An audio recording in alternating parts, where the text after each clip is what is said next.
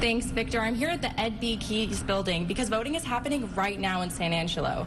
Now, we have about an hour left until polls close, so I'm here with Elections Administrator Vanna Hudson with details on voter turnout. Now, Vanna, before we get to that, what are the numbers looking like for early voting? Early voting, we had a little over 2,500, and then absentee, we had a little over 1,200 that have come back. And in comparison to that, what have numbers looked like so far today? We are just about a little around 2,400, so they've got an hour to exceed early voting. Do you think the weather, being a little rainy today, a little gloomy, has anything to do with that turnout? You know, it's hard to say. Sometimes we see more people turn out when it's raining, and sometimes we don't. I think a lot of people are just not as interested maybe in the city elections, which is a shame because it's a very important election. We've got school districts and the city on the ballot, so.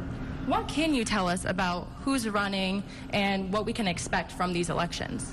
You know, really, I can't say much about the candidates or anything, but we do have the city of San Angelo has the mayor and single-member district 2, 4, and 6.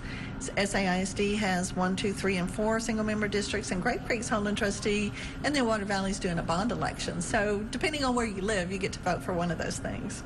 And is it common to see differences between local elections and presidential elections? Oh, yeah. Presidential supersedes almost anything you ever do. Governor is next to that, and the rest of them are kind of lower turnout. But president always exceeds everything.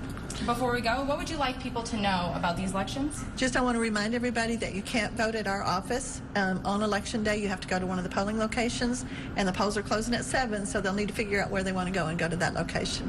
Like she said, we have about an hour left until polls close, so we'll have more information on the numbers tonight at 10. Back to you, Vic.